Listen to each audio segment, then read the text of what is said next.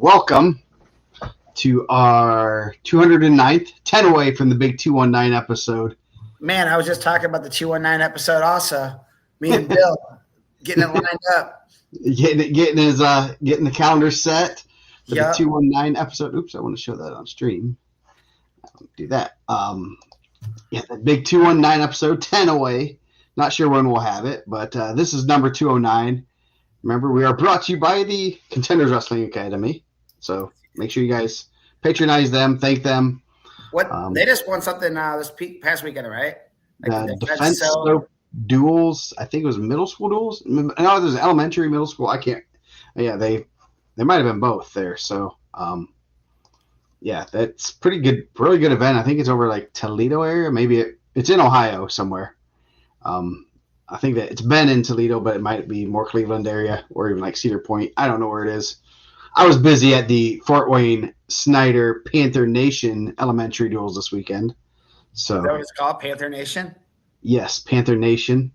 Got to see Brian Tunn. I complained to the manager a lot about everything. So and so so big week of wrestling. I guess one of the last things we were talking about, the pre-show was about ready to go about 3 hours if I didn't just say, let's go. Yeah. So, we were digging into walking down memory lane. Yeah. So one of the big news things that we were just talking about, Clinton Shepard to Penn State. I think that's a huge thing. Sounds like he was pretty excited to commit there. So, it sounds like they brought a nice convoy of coaches out and an former Indiana star, and they're locking up another one. So excited for Clinton. Yeah, I think he's a great fit for them, and I think that he fits the Penn State mold, not only being a really good wrestler, but also just kind of the character and everything. That's when I saw Penn State was in the mix, I was like, man, I can't imagine, and I know like a lot of guys actually have to do this, but telling Cale Sanderson, now your program's not good enough for me. I can't even imagine that. Well, I think the first time he came to the region, I think he was told thanks, but no thanks. Yes. Yeah. Well, yeah. I think he's had a couple that he's came out. We were talking about some region ties with Cale also. And the last time he came out, and I think people don't know, we always talk about like the generation now, but David Maldonado and Cale Sanderson were teammates, and every time he goes to Crown Point to recruit, he's like, I think my buddy like coaches around here. Like I know that's like probably one of their biggest rivals. Yes. And I know that like I believe Dave was a senior. Where did we say Dave was a senior when Cale was a freshman? Sophomore. Yeah. And then I know his brother Billy was on the team with them for a couple of years too. So they have a pretty close relationship. I'm sure there's probably some, hey, like, how's this guy? And they're probably like, yeah, he's really good. Good character. Yeah, I find it funny because we do kind of forget that like Dave was a really good wrestler in college. Wrestled at Iowa State, NCAA qualifier. And you kind of, I mean, since it's been a few years, and then the best is, Cale says that in literally one of their biggest rivals' rooms, and he brings up the name of like the rivals coach. Like what?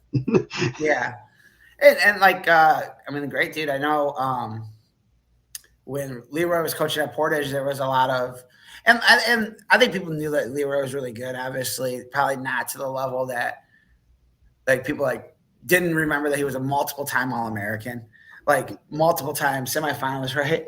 Yeah. And they're like, oh, he's a good coach. It's like, yeah, like he was a really good wrestler. And I remember he would have the relationships, obviously, in the coaching world too, where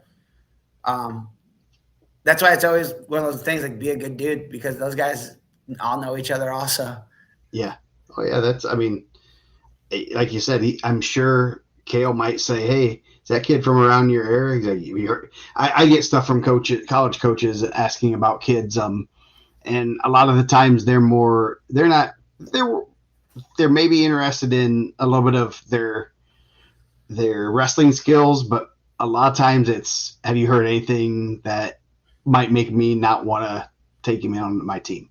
Yeah. And and that's the biggest thing. And I know you speak about Penn State. They look for very high character kids, and they are known to kind of wait. And I don't think Kale, they were on their initial list, and they kind of just ease their way in, slide in the DMs, as the kids will say, and all of a sudden you're committed there. So they don't.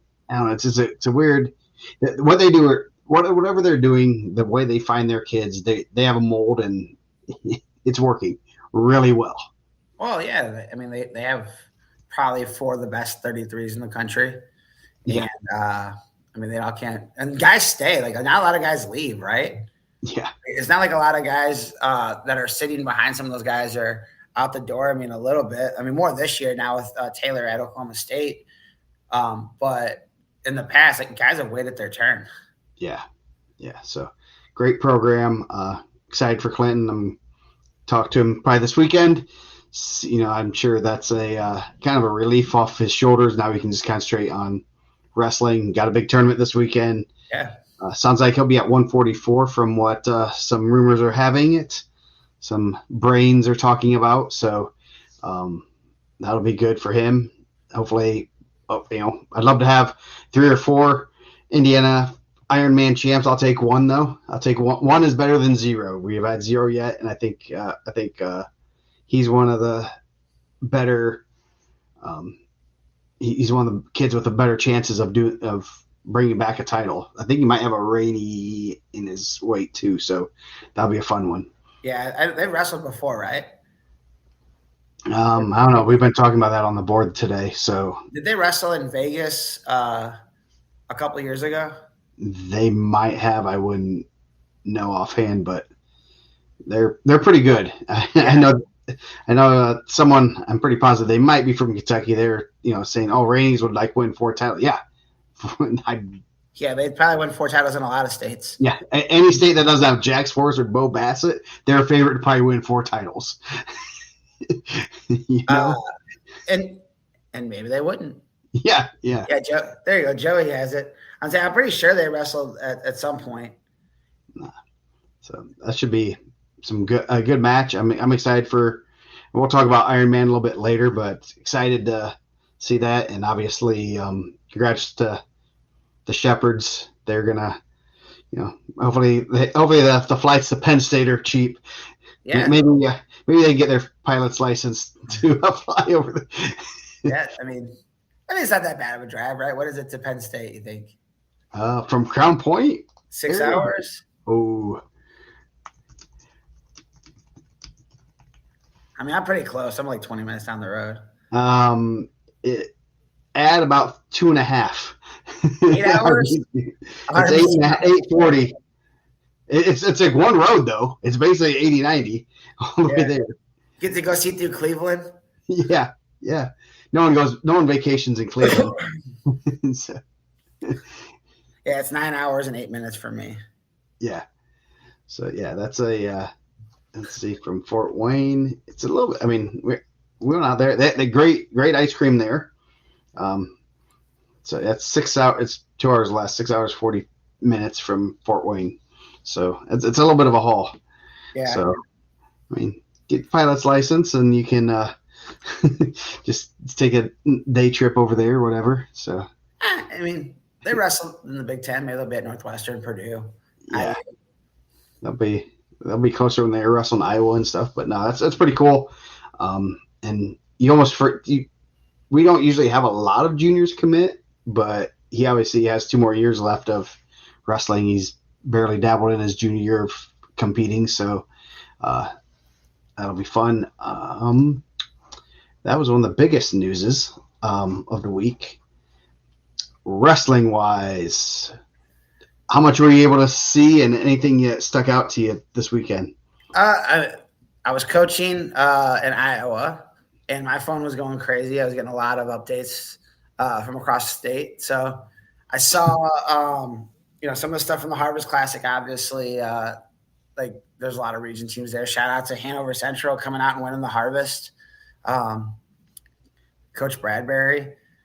I know there was a couple of teams that had some guys missing, but for the most part, like, that's you go out there and you wrestle your thing, and they wrestled well. And so I saw that. And then, like, obviously I was getting the updates from Carver and Bridge, which is a top 5 match right off the bat. Like, you don't get to see a lot of top 5 matches this early. And then the LaPorte Super Duel, I was getting some updates from there. Like, obviously more region stuff. Like obviously you were like the Westfield stuff. And then Dustin was sending me the Jeff stuff. So like they had a lot of good matches there. I didn't get anything down from Mater Day. I didn't hear any of the results. I haven't seen them yet. So we'll get Did you give them your fax number? Man, I'm not trying to rant on it, but definitely we get a lot of like hate. Like, we don't appreciate that part of the state. Like, yeah, you guys never talk about that part of the state. I love Mater Day. I think the tradition there is amazing. I think I really do think they missed a great opportunity to have Schaefer wear the tights in Evansville under the lights. I think that would have hit, man. I think that was like one of those things that would have been great, right? Yes. But we just don't get a lot of results sent in from there. Nah. It seems it's just they aren't in any hurry to promote themselves or try to, and then they're, like you said, they're like, oh, you don't give us any love. I'm like, oh, this is the best. One guy is clamoring that this is the best team that they've seen in a long time from Mater Day, which I think they have had a couple better teams. I think they're young. They're going to be good. But yeah. But the person was also saying Union County was a top 10 program, and they are not a top 10 program in the country right now. So I had to double check, but I'm like, they have like 3 really good kids. That's not a top 10 program. Rossville does have some really good kids. I think Rossville has a good squad. Yeah, Rossville. I saw them this weekend. They're pretty solid. They weren't afraid to go after the big boys and scrapping. Like, I mean, I don't know if it's. Did Frazee get his like eligibility held? I see he's not wrestling right now. I know he transferred from North White. I could probably ask those guys, but I don't think he's been competing. I would say that's probably one of the things that like I'm seeing more now, even with the Indiana transfer rules, is like they're like really hammering kids on like pass link, which is crazy to me. And I'm not saying like Frazee's ineligible. I have no clue. Yeah, I don't know. I did not. I guess I was getting ready to watch Rosenberger wrestle, and then I saw a squirrel and didn't watch him wrestle. Yeah, he's really good too. Yeah, I wanted to see him wrestle because as asking Weaver, like, okay, which ones? Because they were like 120, 126 area. And he used to have the best track wrestling profile pick. Yes. So I was trying to figure out what, and then I saw a squirrel, and then didn't even watch. It's like just totally, that's the. I like going to dual meets better because then I don't get distracted as much when there's 8 mats of wrestling, and then I'm like, oh crap, there's a big duel. I mean, I think at the same time as like Noblesville and Homestead was wrestling. That was a really good back and forth duel. So you see a squirrel and then forget that about what the one you're getting ready to watch. So so like Cathedral Avon was a really good duel. Came down to criteria. We kind of talked about Bridge and Carver in there, and like you just don't get to see. I mean, Carver is an incredibly talented freshman. You're going with a guy that was under the lights. They probably have trained together some. That's right off the bat. That's pretty good. And Avon's good, where Cathedral's pretty good. So, and I know Cathedral's missing a couple guys also. I know Avon's missing a guy. It sounds like he's injured. We're gonna try to pull some of the injured guys that are out of the rankings just to give some people. I mean, we pulled Dickman out of the rankings the past time, and we got Facebook could be giving you that roast, right? Yes. Like, these guys don't even know wrestling. It's like we literally, and I always want to be like, did you watch any of what we said on Monday? Like, we literally talked about it. And it's not a disrespectful thing. Like, when he's back out there, he's going to be number 1. I'm like, but it's okay to let someone else be number 1 for a little bit. And when he's back on the mat, he'll be number 1. But I think pulling some of those guys out that are injured or going to be out for an extended period of time, I think is good to get some other guys some promotion and get some recognition. Yeah. And if they're going to be out, I guess it's not a secret about Digman's supposed to be in the lineup close to the beginning of the year. I don't know exactly when, but he's going to be out most of most of December. So until we, it's to it's at that point where obviously when he comes in, like you said, he's number one. There's no quite. I mean, even even if he's on one leg, he's probably going to be number one. Yeah. Until he loses, he hasn't lost in Indiana. So, and he's been one of the most if he was injured both knees, I would still have him number one until someone in Indiana beat him. Yeah, yes. So, and that's one of those things that if they're going to be out for an extended period of time, if it's a week thing, like, hey, he's going to be out this week, just kind of tweak something. They don't want to push it. Okay. But if it's going to be a little bit more of an extended thing, obviously he's going to miss a month and a half, basically. We're probably going to pull him out until we see him on the mat, because at that point it becomes you start getting into January, you're 3 weeks away from sectional. So you're not, I mean, the season, it just got started, but it's about ready to just get in. It seems it's going to go quick. So, and I think like it doesn't always, like Ken's right. Cathedral had 3 guys out.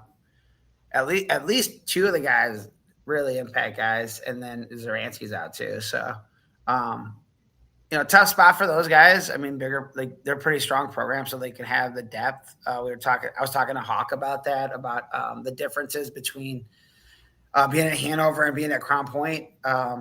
He said that's like one of the biggest things, and obviously you've done both. Yeah. He's like, when you have an injury, you don't have a Logan Haney or a Captor to jump in and like run to a state medal. He said you just don't have a guy. Like you have an injury, you're missing, like that guy's out. You just don't have a guy right there. It's just not that caliber. And he's like, it's different. He's like, we used to have 50 kids at morning practices, and now I'm dealing with like 17. So and you got a lot. I mean, there's some fun things with it. I always like the challenge of being able to manipulate your lineup to try to, especially if I had like a good, pretty solid JV kid you could put in there and, maybe not get pinned. You just have that kid just scrappy. He might not be the best wrestler, but he's gonna, and then you can bump up a couple kids. And I always love the strategy that's always fun. And it's just each has their good things and bad things, but yeah, it's both those teams have a little bit of depth, and it'll be interesting to see how they end up. Obviously, I'm looking at the box score that was posted. That they had a double forfeit at 26. Cathedral forfeited at 32 and 65. So they were missing the Lavin at 26 and 2, huh? Pretty solid. So yeah, that's going to be a different duel if they wrestle later in the season. And obviously it's early. They're not going to, if someone's banged up, they're not going to, nothing's won. So state title's not won this week. It's not won next week. But there's obviously Cathedral plays deep with football and stuff, and they're just getting their feet wet. So and I think Cathedral is up for a team state spot, right? Yeah. So that's a good win for them the head-to-heads. do we just bring up the Notre Dame thing of head-to-heads matter or what? And unless you're Alabama, then that doesn't matter. Yeah. You can get throttled in the SEC championship game, and it doesn't matter. At some point, I feel like they were just trying to save face. They're like, it's 4th and 1. We're chasing 2 touchdowns. They go, we'll go ahead and punt. Yeah. No, that's hey, I do have a silver lining though with Notre Dame not being in the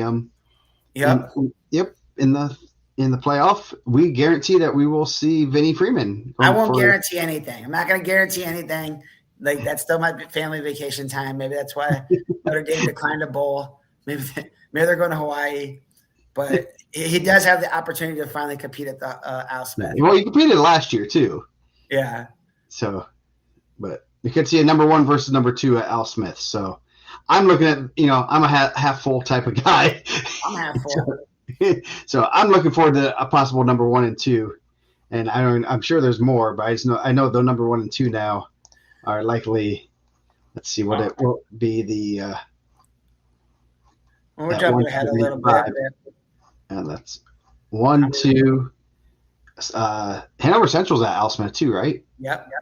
1, 2, 4, 6, 7, and 11, and 13, and 16. So quite a bit of pretty good weight class. So, add in the number 1, and it's going to be a little bit more fun. So, sorry, Devin. I do like Notre Dame, but head-to-heads matter. I like Notre Dame too, but I think, that's when it's left up to decisions like that. Like, when people say rankings don't matter, like they did there, right? Yeah. Yes, they did. So, as we, on that kind of topic, team state, I did make a post with all the teams that are interested. So take a look at that. If you are interested, Acre, you know who does the seating, right? I know where you live. I can go over to your house right now. I think Mr. Acre, come on. That was one of the things Dane was talking about too. Was and that's you're in the email, right? With all the people that are the committee, the secret committee. No, I am not. I'm not on the secret committee. Dang, they just used the information you said. They just didn't. Yeah.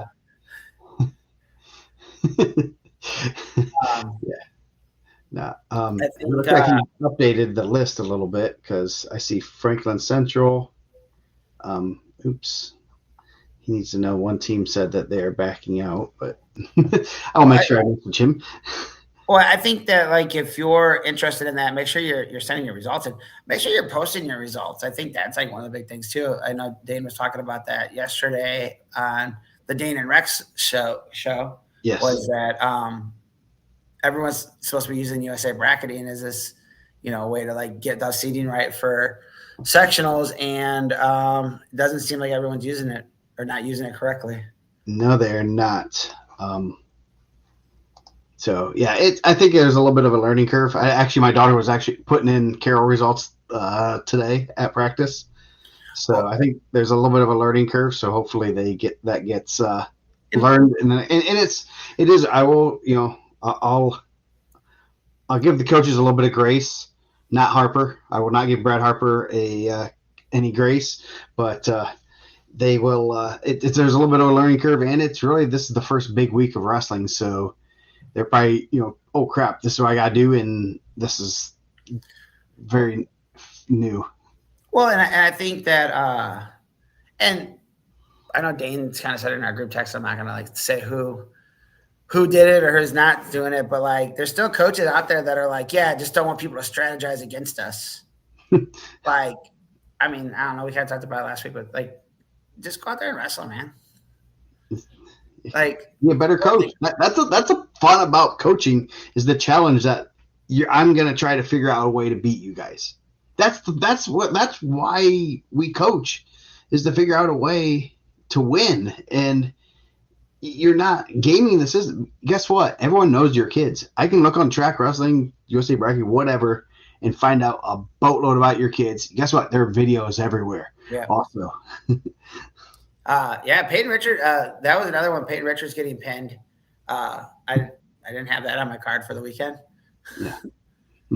No, there's a lot of upsets. Obviously, I had the article went out this morning because I was busy all day yesterday. So, with all the upsets and stuff, so check those out.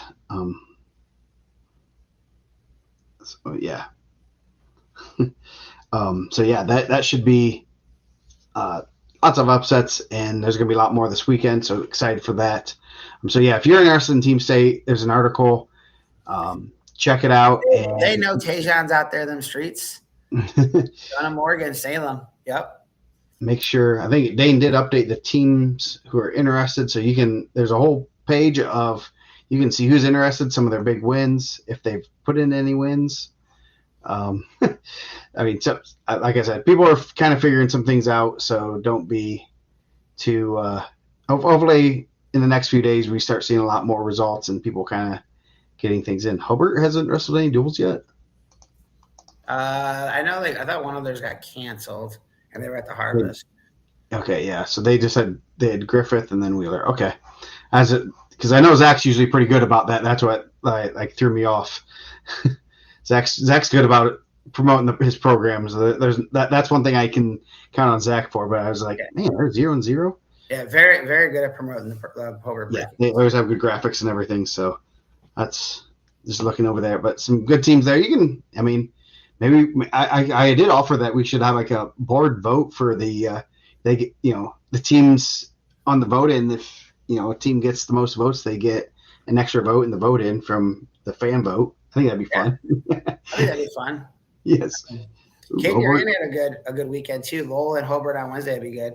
Yeah. Lowell had a good weekend at LaPorte. They're going to be tough. It looks like Verduzco is going to go 26. I know it sounded like making 20 was a tough cut, but he's one of the best guys in their room. So you kind of, instead of killing yourself to make 26, probably good to go 20 and then just go 26. Yeah, that'd be good. Good move for him. I mean, he's tough. He's a goer. Great kid. Fun to watch. I mean, he's one of those kids that you just you enjoy to watch because he gets after it the way you want everyone to wrestle. He's one of those kids that, like I've said this before, if everyone wrestles like him, wrestling would be the number one sport. The match we had with Caleb Noble and the blood round at Super 32 was really good. Caleb Noble was really tough. That was just a really good match. Yeah. So last week, everything that went down. I was at Westfield for a little bit. Westfield won. Maddox, just so people know, Connor Maddox didn't wrestle because he is wrestling at Connerhan. Basically, is he's didn't wrestle this weekend, and he's going to wrestle at the Carnahan. He's wrestling this weekend, but the team's going to Ohio for Harrison Duels, so he's not losing. Other than losing the wrestling with the duels for the team, he's able to only have to miss one match basically. So if you see the results and see, well, why didn't he wrestle? And it actually probably helps them a lot because they have a pretty good backup 6-pounder that's getting some good matches. Yeah. So he didn't wrestle this weekend, but Westfield won it. They won it over Whiteland. Whiteland had a real good day. They beat Roncalli in a close match. I don't know. I kind of looked a little bit over. I saw a little bit of the results. They just Whiteland. Didn't Big Joe tell you? He's like, keep an eye out for them. Yeah, he told us that they're gonna be good and that their kids club was doing well. There's some really good younger guys. They've been wrestling well, and on the girls' side, they're wrestling really well too. Yeah, they're number one in the state girls wise. They don't have. I saw their match with Noblesville's in there. They're pretty solid up top, which helps, and then they're solid enough down low because Roncalli's really good down low. Yeah, they're solid enough down there that they were able to hold off on him, and ended up pulling away and winning 35-32. So that's a big win over Roncalli. I believe Roncalli beat Homestead later in the 5th place bracket. Whiteland over Noblesville. That was a good one, 35-23. Then Westfield won. Westfield beat Carroll in the other semi, and then Westfield over Whiteland. So Whiteland's, I think they're on the list now. They're kind of sneaky good. They just, it's so hard to tell with what they have because they come out of Mooresville, and you're usually talking about the Brownsburg, Avon, Center Grove. Yeah, and they're solid top to bottom. They have some good big guys. So, and I think they're at Trikoff this week too. So, yep, they'll have another. And I think Trikoff's going to have a good mix of 2A and 3A squads that are going to be. You can't they'll be able to compete there too. Yeah, that's going to be. I mean, Whiteland's going to have a resume to get into Team State if they want to get in Team State. They're out there. They're putting it on the line. And they're saying, "Hey, we're going to have a resume, good, bad, ugly." I know Lowell's at Trikoff also, but they'll be down Stanley, Verduzco, and Hazlet. They're going to. I think they're going to Ironman also, right? Yeah. So Lowell's going to be without their big three, so they're going to not be. And they have some good depth too. They have a pretty good freshman, 25 or 26 that'll be in there. Obviously losing state champ heavyweight's difficult. For a state medalist heavyweight at any school is difficult, And then obviously they have some depth in the middle there. So So other events this week. Actually, let's see. Where are we at here? Carroll beat Homestead. I was at that match. We do have these nice little MVGs, most valuable gorillas. I'll get you some here to give out to wrestlers if IndianaMat people are at events. Lowell has 5 going to Ironman. Who's all going? I thought that was only the 3. I thought there were 3 too, unless I'm mistaken. Tell us, Kevin, who's all going? But yeah, so we got these nice little gorillas. So if an IndianaMat person sees you at a meet and you have a big match, win a big, do something good, you might get one. Gave a couple of them. Okay, 3. Kevin. Okay, I was gonna say. So Brownsburg beat Carmel. They're missing 2 others. I could beat anybody. The 3 are going to Ironman. That's what.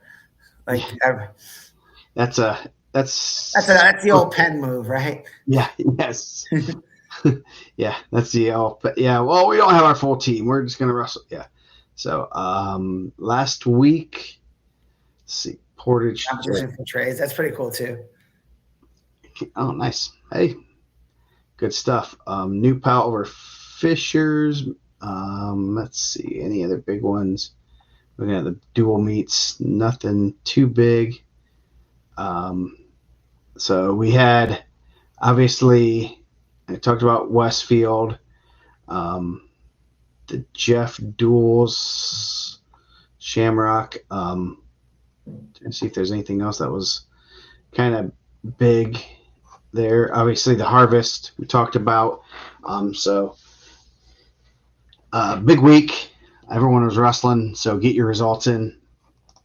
Anything else from last week? Any other big upsets or anything? Obviously, I'm sure rankings are in the works. We do have some Fort Wayne rankings. I'm gonna probably release in the morning. Robson and Waller, those are 2 good ones too. Robson welding competition. Good luck, guys. It's a pretty interesting to the competitions and things like that. But that's a good trade to get into. They can't outsource that. Yeah, especially in the region. A lot of jobs with that in the region. So this past week had quite a few. Had some upsets. Drew Heisler had quite a few good matches. Seen some good competition. That's always good to see that that kind of stuff. Obviously, Bridge over Carver was one of the bigger ones. Gavin Kemp had quite a few matches. He beat White Hoppus, lost to Jordan Raines. Raines lost to Suttereth from Noblesville. So have fun with that. Yeah, those guys usually wrestle a good amount. So yeah, yes. So the Kemp Hoppus match was pretty good. Hoppus was winning by I think 9 or 10, and Hoppus kind of tweaked his knee. Hopefully it's nothing serious. But those 2 were getting after it. Headlock. I mean, Kemp hit a headlock right off the bat, and then they were having fun scrapping. So good match for them. Looking at some of the upsets, had some other matches in there. So, but should be Alessio Rezloff over Alex Tatum. So that's a good match. Yeah, the Harvest. So lots of good matches. Obviously, we have a whole article of like the 100 and some matches from this week. So with ranked guys, what do we want to talk about? I did have a. I'm trying to see. I always like the post where everyone puts notable wins and upsets. Warner over Kincaid, Weimer over Federici, Kincaid over Guevara at 65, Kincaid over Bowser, 13-1, Williams over Metzler. There's going to be a lot of – that's a really good tournament. I think Westfield's really put together a really good dual tournament that day. There's gonna be a ton of matches that come out of there. There's gonna be people that didn't have a ranking that might have been watch list or might not have been watch list that are gonna come out and make some noise and get on that list. And I think that's across the board. Like that, this weekend was a good weekend with the harvest on the individual side, and then you got all the duels going on. Yeah. So, the Cathedral Super Bowl, we can go over that. I think that one's one I totally glanced over. Obviously, we talked about Cathedral over Avon, and that was a good one for them. Obviously, Cathedral always gets a little bit later of a start, and then they ramp it up. Avon went 4-1. Had some. What do we have? We had the Avon and what the heck? Let's see. You had Greenfield Central and Columbus North. Columbus North Cathedral had some good matches. Columbus North. Cullen Long and Chase Klein, right? That was a good one. Yeah. You also had Ratliff. You had Chase Klein. Or no, oops, wrong one. That's Corey Dunn. Where's the Avon? There it is. They have actually put in some results there, so you can look at those. Klein over Cohen Long, ultimate tiebreaker. So that was a good one. That's some of the big ones. Looked like Harden had a pretty easy day. 54 seconds. Tech fall, forfeit, fall. Nice. He is on the list to go to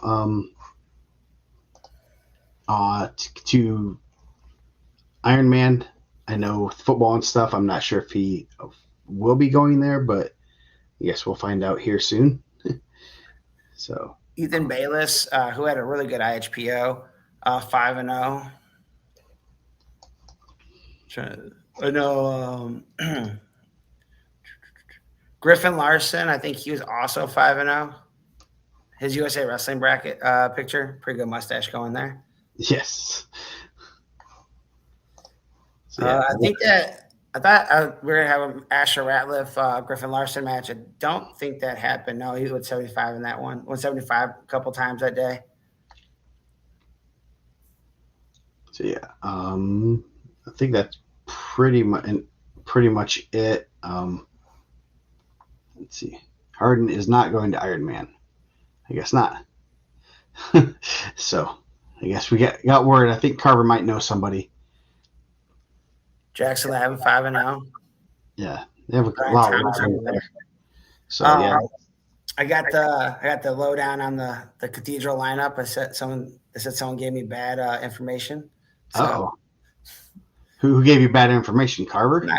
No, I didn't get it. Well, we'll call him out here.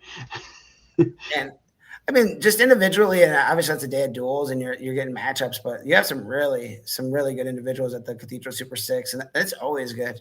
Like over the years, there's been some really good matches there. Yeah, Mason Gell's undefeated there. Royal Kentucky always has some solid kids. Corydon isn't. I mean, they have some good kids there, so it's always good. I think Greenfield Central, they lost a few guys, but I think they're going to start getting, continuing to be pretty solid. Yeah, I think they've gone from a good coach to another good coach, which is always not easy. Yeah. So this week in wrestling, duels, you got the battle for Adams County, Belmont, South Adams, the north and south of Adams County. So they're not bringing in the central yet. Let's see. You got some good matchups in the middle there. Yeah. New Pal, Greenfield Central, Chittard and Hamilton Heights. Bloomington South Roncalli will be. I mean, that Bridge and Carver match is good. I mean, that's going to be a good weight. Like 20 is always a good weight. I think we talked about it on the first show with the rankings. That's just a weight class where you get so many. Like you get guys that are coming from 6, guys that stay at 20, guys that are coming from 13. That's always just a great like weight where it just kind of merges. And you got a lot of guys with hardware in there. So, and a guy that's nationally ranked incoming freshman, like as in the middle school national rankings. coming in. So a good mix. I'm sure that's a match that they've probably had 100 times. And both those guys I know they've wrestled that. I don't know if they both represent it now. With our providing sponsor, Contenders Wrestling Club. Yes. So yeah, that's. I mean, 20 is going to be a meat grinder, and all those guys they're gonna beat up on each other all season long, and that's what's going to be fun to see. Al Smith and all the big tournaments. You're going to see them. They're going to be at Team State. They're going to be. You're going to see a lot of those guys hit throughout the season. So it's gonna. We're gonna have changes in the rankings, but also they might stay solid. But you never know because there's a lot that weight's pretty deep with. And I think, and no disrespect to 106, there's some really talented freshmen in there, but I mean, the weights are like crazy. Like 13, you got Medal, guy that was a regional qualifier, but like beat everyone this summer.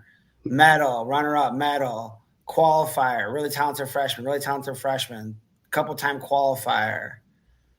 20, you got champ, a runner-up, incoming freshman, Medal, really talented freshman, Medal, semi-state champion, state qualifier. Dude, everyone at 20, like down through like 16's been at state unless you're a freshman. Yeah. And you throw in a kid that's on the national big board. Yeah. 26, when Dickman's in there, you got 3-time defending state champ. You got Getz, who just beat Don Brown, who's got a medal. Verduzco there now has got a medal. Strayer's got a medal. Voles has got a medal. Ryan Hockaday will be out when Dickman's back. He might be up at 32. Jet McGuire's got a medal. Abram Swathwood had a really good year last year.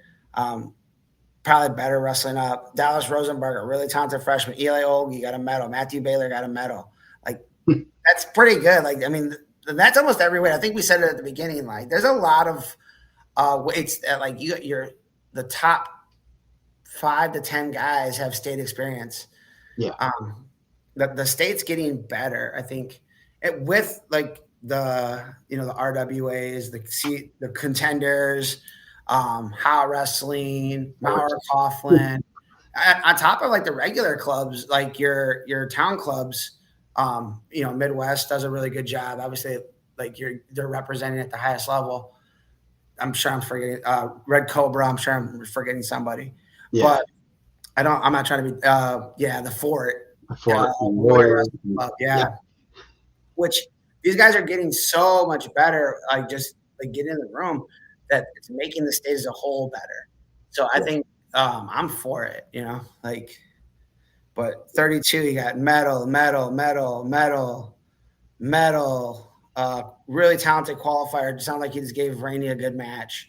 A medal, another medal in there, another semi-state champ. Like it's crazy the depth at some of the weights. Yeah, it's it was like I said earlier. In the first episode, I was doing the magazine, and you start seeing these 7 or 8 guys with medals, and you're like, those guys aren't all going to get a medal again. There's no guarantee that. I mean, obviously, the chances are 2 or 3 of them are going to hit up. 2 or 4 of them are going to hit up on Friday night. I mean, even if they do come out of their respective semi-states where we project them right now, they're going to match up. That's just the odds. And it's like, so I was like, well, maybe some guys will go up, from 20 to 26. Nope. What about 26 to 13? Nope. And it goes up to about 65, 75, where you actually there's actually a discernible, like, okay, there's not a group of 6 to 10 guys with state experience. So, and that's because of the attrition, because of graduation and stuff, when you start getting to the upper weights, but still, and even heavyweights, pretty loaded. So it's not like you can't run anymore now. It's not like I'm going to go up to 26. It's a little bit weak enough. It's not. And maybe there's some spots where guys are like, I might be able to win a, like, I think right now, one of the weights that we get a lot of is like, hey, they're going to vacate. This weight is 65 because MJ Staples is wrestling at a high level. Yeah, he's really good. Yeah, he's really good. And people are like, with Xavier Smith out, like, there's not, I mean, like, how many weights have guys that were in the semis? Like you got 6 as a returning semifinalist, 13 as a champ, number 1, 20 as a returning champ, 2 champs in that weight, a couple finalists. 26 as a champ. 32 as a champ. 38 has a champ, a former champ, and a semifinalist. Another finalist. 44 has a finalist, 2 finalists, both runner-ups. 50's got a Fargo champ and a Fargo All-American that was a state champ. Like, the only weight without a semifinalist returning is 215, and you have Cesar Salas, who is a national stud. Calfalor has some state medal. I mean, both of them have state medals. There's 3 state medals at the top, actually 4 with Wetzel. But yeah, that's and you have Salas, who's had national success. Valero had been on the national scene. Godwise, he was a Fargo All-American, I think, in Greco. So, I mean, you're not going to go up to that weight. You're not going to be like, I'm 190. I want to get away from Michael White and Carol Harden. Yeah, I'm going to go up. No, you're not going to go up there. I mean, there's not any places to really. Well, that's what we've had some people reach out and they're like, hey, like, we're thinking about this way. It's like, I don't know, man. Eat and lift. It's gonna be tough. Like, there's not a lot of open doors there. Like, just keep getting better and competing. But the weights, the rankings are like have been really good. Like, not that the rankings are good, but the guys to rank have been really good. But yeah, so sorry to get sidetracked there, but it's the state's looking like it's in good hands, and a lot of those guys are young too. So, like, you're not going to have Staples for the next 3 years.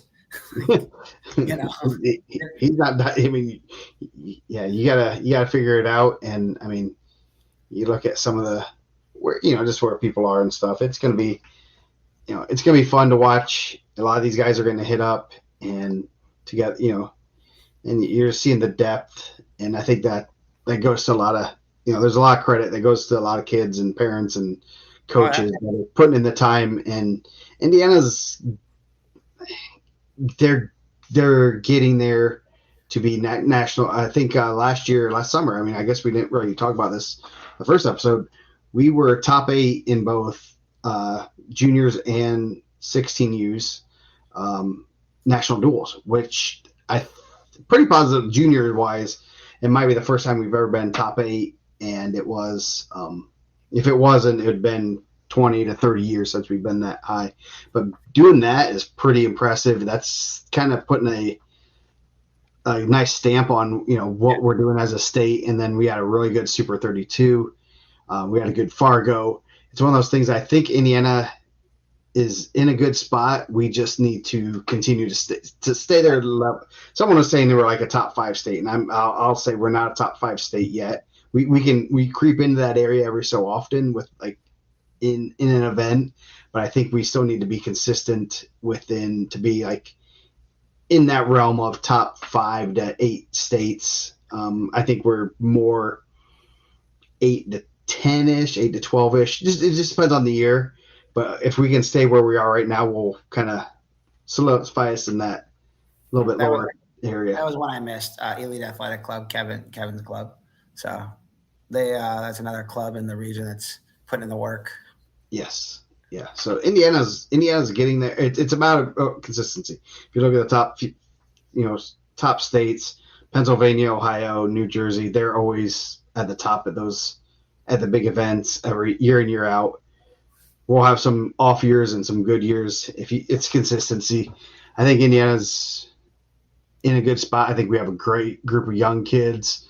I think we have a great group of, even our juniors and seniors are pretty tough right now.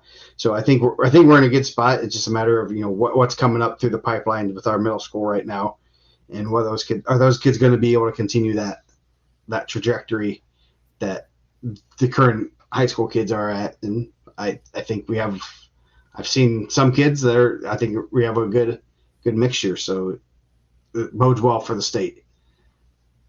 I think we had a couple guys that were like Tulsa champs this couple weeks ago. So yeah, I mean, it tells you that the pipeline's it's going pretty strong.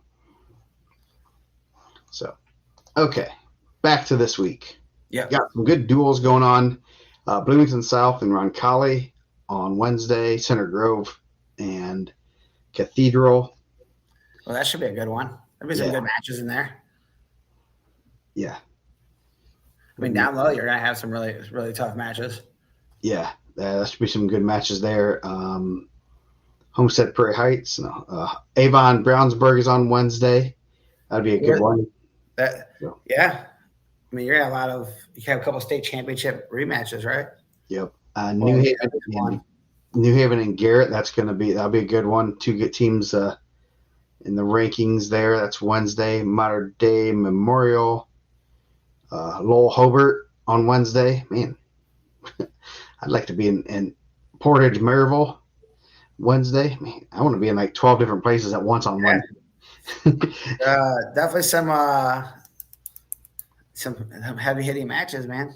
Northfield, North Miami, two 1A ranked teams on Thursday. Let's see. Franklin Community and Compass East on Thursday. That should be a real good one. Number 2 and 7 and 3A.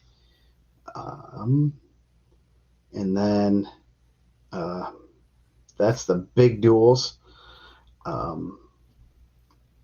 Jay County, Yorktown, and Delta will all be at the Jay County double duels. They all don't wrestle. I think Jay County wrestled Delta and Yorktown. I don't think Yorktown and Delta will wrestle, possibly because it's Winchester. They only wrestle 2 matches. I don't know exactly how that is. You have Northeast 8 duels where they wrestle all their teams. You have Belmont, New Haven, East Noble, Huntington North, DeKalb, Leo, Columbia City. The PAC duels, that conference, Pocket Athletic Conference has like pretty much 90% of these schools south of Indianapolis in their conference, and they all have to wrestle each other in a duel. So it's a like a 7-week process. I feel like the Lake Athletic Conference used to be like that. It was like you had to wrestle Tuesdays and Thursdays. You had a duel, everyone gets your conference, and then you had a dual conference championship, and then the next week you had an individual conference championship. Yeah. There's 13 teams in the PAC duels in the PAC. Wait, just do a tournament. Just don't. Why do we need to like kill ourselves doing 12 duels? Yeah. Castle, Mater Dei. They'll have Avon, Bloomington South, and Mater Dei. That's usually a pretty good one. Yeah, Avon will be missing a few kids. You got the Tom Cameron. Maryville will be there. Hamilton Southeastern and Carroll. It's a good pickup. Coach Smith always has some kids that are they're scrappers. They aren't gonna. I know he was an assistant when I was there, but did not like wrestling Plymouth. They just wrestle a style that just frustrates you, and they're just strong, hold good position. He's a good dude, man. That's a real good dude. Yeah, and so they always have solid kids. You have the Roncalli duels. Roncalli and New Powell will be there. Brownsburg sends their B squad in Noblesville, so that's going to be a pretty solid event there. Noblesville, I know, is on the vote-in list. I think New Powell might be also, if I'm not mistaken. Yeah, the Trikoff. We'll talk about that a little bit more, but that's really good. That is, we got a couple of tournaments. Clinton Prairie, Western Invite, Clinton Prairie Invite. Prairie always, Cowan's there. Terre Haute South, Tri-West. I thought Carmel used to be there. Rossville. So it should be not a bad event there. The Jim Nicholson, that's one we talked about a little bit last week. The individual. Looks like they only have 7. Penn will be there. Jimtown, Elkhart. And then, so yeah. You want to go over, let's talk about the Trikoff. I think that's going to be a fun one. I haven't seen the pre-seeds or anything. I don't know if they've been out yet or not. I don't know if Coach Watkins is still doing the seeding for that or not. But he usually posts about like Tuesday. So I have not seen anything, but man, that's gonna be a good day of wrestling. Yeah, and we talked about it last week. I like the way they set it up, where you're going to be able to wrestle people that are along the level of what you're doing, right? It's not always going to be like if you're a team that's not as good as the top team, you're not going to have to wrestle the 5 best teams. You're going to wrestle some teams that are there. But I know we were talking last week. They were looking for a squad. I talked to Coach Hidalgo, and he sent me a list of who's all there, which is Franklin, who's got a really solid squad top to bottom. I was talking to Coach Morgan. He's driving up, so he doesn't get to stay in beautiful Gary, Northwest Indiana. They're driving up the morning of? He's driving up the morning of. He said the team's going to be there. I mean, it's the professor. He's not going to ride no bus. He said, like, I think he told me, do I want to stay at the house with my beautiful wife or sleep in a room with 3 other dudes? So, you put it that way. Like, one of them's probably Tante. Come on. Tante's a good dude. Franklin's tough, man. They've been really good. Top to bottom, they're solid. I think he said that there might have like 1 or 2 holes, but overall, like, they're a good squad. New Prairie, obviously, we've talked about New Prairie. They have some horses. They got Staples. I'll touch on Harrison in a second because I don't always get to talk about Logansport. Staples, Hyver sounds like he's going to end up at 57, which I think is a good move. We kind of talked about not cutting and like just getting stronger, like Hartle Road. So they're going to have, a lot of times where they're going to be favored in 5 or 6 of those matches. Valpo, Coach Cook's team beat Maryville last Wednesday. So I know he has those guys going. They have a good young squad too. A lot of younger guys on the team in the middle. A lot of depth too. Like looking at their USA bracket, they have a lot of guys with state medals and ISWA. Portage coming off the Harvest Classic. Coach Acuna has a good squad over there. A lot of guys with some state experience coming through there. Hobart, obviously, we talked about Johansson. I know that they close out pretty well. Probably 65 through heavyweight. They're going to be favored a lot of matches. Fishers, solid. They came up last year. 2 hours up 65. I thought he was coming from the south side. I thought he was on Greenwood side. If he's up, he's way north. That's an easy ride. Yeah. He can stop at Fair Oaks Farms, get him some ice cream. Go get you a bone-in T-bone, man. It's pretty decent. Southmont, real good 6-pounder. Obviously, we've talked about them. Really good 32 also. I don't think we've talked about Gavin Mason enough. Yeah, he had a big win this weekend. Yeah. I think that's a guy that's going to go down there and get some matches and surprise some people. Mishawaka. So Benji Daly bringing it back to Calumet High School, the crew.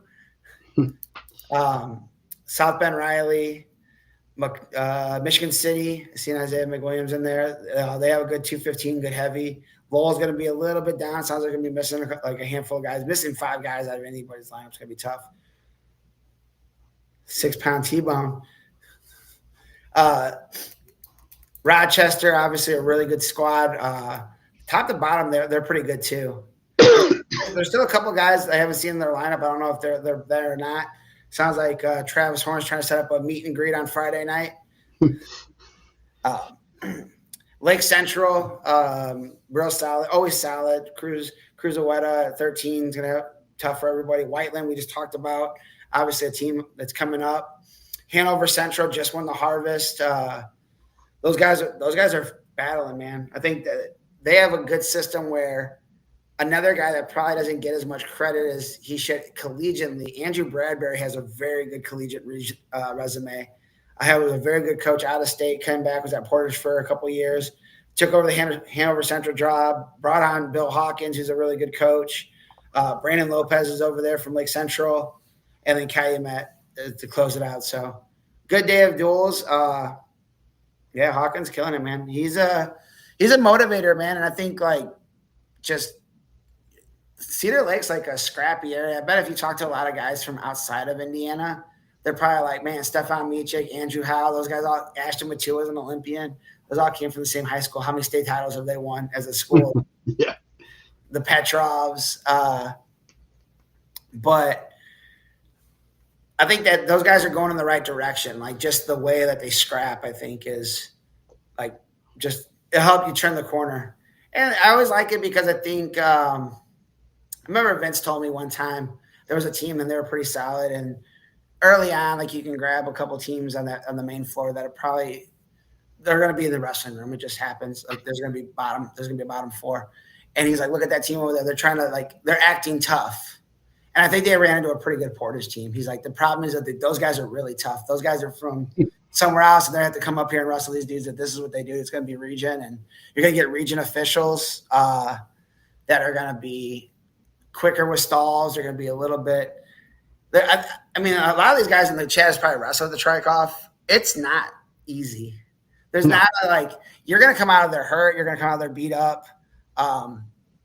If you're on that main floor, there's a good chance you're going to get 5 pretty tough matches. And the last couple of years, there's some teams that have probably dropped. Crown Point's dropped out. Cathedral's dropped out.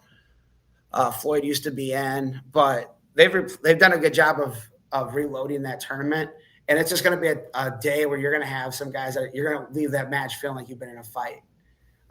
You're going to be sore. Your neck's going to be sore. You're going to feel it the next day. So is Michigan City in for is McCutcheon in or Michigan City? Michigan City. So McCutcheon is out. Okay. I think that's Michigan City. I'm pretty sure. I thought Michigan City was in last year. I guess we'll find out. Okay. Leave them both on there. But so it's a good. I think they've dropped some of the lower tier teams and they brought in some solid. It's going to be a real solid day. I think that first round there's going to be some really good matches. That second round, the round of 8, the quarterfinals, that's going to be some good matches. I'm curious how the seedings come out of that. Yeah, I think Joe said usually tomorrow. Yeah, I think when I wrestled there as a sophomore, I wrestled 3 guys that had medals, 2 in the semifinals, and I think the one that didn't was Eric Keith. I think he got beat Friday night, which I think he was undefeated going into Friday night. Yeah. So I think that every year we've ever been there, well, obviously Kyle was there. The 3 years I went there wasn't a lot of times where you're like, oh man, we got this layup. We were on the main floor the first 2 years, and then we were on the upstairs wrestling the pretty tough schedule. Yeah, so that's good, and I like the event. The format's great because you get pushed up or down to where your level, and I think I always think that's good for. I know a lot of the coaches I talked to this weekend at Westfield were like, we like that because I mean, sometimes you want to get competitive matches. And if you have a team that might not be good, might not be that good, and you're at a super duel, and you don't want them to, no one gets anything out of beating a team 60-10. Yeah. All the time. I mean, if that team goes, loses like that in 5 matches, it's not very much fun for them. But then bring in 16 teams, you're going to have some, different levels of teams, and then that team's going to get a match at maybe it's 40-30, and it's a lot better for them. So it's a good event, and I'm glad to see just the depth is there, especially the top. I mean, to be honest, I don't know how I would necessarily seed it. Obviously, Lowell missing their 3 big guys. That's always one of those big ones that obviously they're missing 5. So that's going to be tough for them, but you're going to have a Franklin, a Mishawaka, New Prairie. Rochester's looking really good right now. I think they're pretty solid top to bottom. Well, I think you have across like several avenues, right? Like you have Portage, LC are really good, 4A schools. And then 3A, you're going to have Lowell, Hobart, Franklin, Mishawaka, Whiteland's at 3A also, right? Yeah, I think so, yeah. 2A, you're going to have New Prairie and Hanover Central. And Hanover Central coming off a huge win. They can make a statement and say, hey, maybe we can make a bid for the number 1 spot at 2A. And then you have some good one. And then, you have a couple 1A schools like Rochester in there. Yeah. I think Southmont's I think they're 1A too. And I fairly certain, I think some people were, I don't know if they're on the list or not, but they're one of those ones that they've been at Team State before. Fisher's a good 4A solid program. This is a solid event top to bottom. And kind of.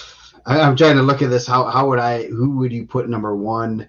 Yeah, I think that's tough. Like with like knowing that Lowell's not going to have their guys, like I would have probably gave Lowell the one based on what they had coming back, but missing the 3 going to the Ironman, and then 2 other guys that are hammers, like not going to be there for the welding competition. I'd have to look at what Mishawaka did. I mean, Franklin's probably the one, right? You would think Franklin? I mean, based on rankings, you're probably looking at someone like Portage, but Franklin's pretty. I mean, I'm not gonna. I'd say. I mean, if you're looking at rankings, I'd say Portage and Franklin, but that's kind of it's getting nitpicky. You got Hobart in there. Dane has Hobart over Franklin right now, as of last week. Yeah, I would. Portage, Franklin are probably number 1, number 2. You're also looking at what did Portage? Was Portage runner up at the Harvest? Yeah. So I mean, but then that's also you're looking at there. Where does Hanover Central fit in? Yeah. Beating them at the Harvest. Obviously, it's a little bit different in duels. So that's I mean, I don't know if that's kind of tough to seed right off the bat. I mean, Franklin, Hanover Central. Obviously, and I know they usually. I know when Jim would do it, he kind of would separate some teams based on previous. So they're going to try it. Hopefully, they kind of try to do the same thing. I mean, obviously, we don't know exactly what's going on. Yeah, so you're not gonna they do a good job of you're not gonna have probably Lake Central and Portage or Valpo right off the bat, right? Because those guys are in the same conference, they wrestle a good amount, and then the teams that are generally in the bottom 4, they kind of rotate around. It was always cool, Lake Station, scrappy squad, man. They always had a really scrappy squad, not always contending for a state title. But they were big time. They were going to be out there throwing headlocks. They were out there, doing the thing, right? And they'd always say, hey, who do you want first round? You're going to be on the main floor because the main floor is the top 4 seeds start off, and you're going to be one of the bottom 4 seeds. Who do you want? And they said, man, give us whoever. They never picked Portage because they're neighbors with Portage and Lake Station. But it'd be like Mishawaka when Derek was there. Give us Mishawaka. Let's go see if we can rip some headlocks on them boys. Give us Cathedral. We're gonna go see what these dudes can throw. And I remember just that mentality of hey, we're gonna go out there and they know that they're gonna be going there to get their 5 matches, and that first match is gonna be tough. So, but they're hey, we're just gonna go out there and scrap, and that's just the mentality. So you're gonna have on the main floor, you'll have 4 mats. Kaimet just redid their. I'm gonna stop in. Kaimet just redid their gym. I haven't seen it. Beautiful. Man. So you'll have your 1, 2, 3, and 4 seeds on the main floor. 5 and 6 start up upstairs, and then 7 and 8 will be in the wrestling room. Which, if you win, you don't have to go back in there. So if you lose 2 times, you're gonna be in the wrestling room for the day. It's a nice wrestling room. I didn't know not everyone had wrestling rooms like that in high school because that was the only wrestling room I had ever been in at that point. But it's still a regular wrestling room they bring a couple bleachers in there. It's hot. It gets hot in there. I don't go unless there's a really good match in there. I'm not going to go to the wrestling room. You got to really entice Mike to get in there. Yeah, man. The refresh memory of being in that room, the weight cuts, yeah, that was there was definitely some blood lost in there. And I don't know how well they mapped them. No, I'm just joking.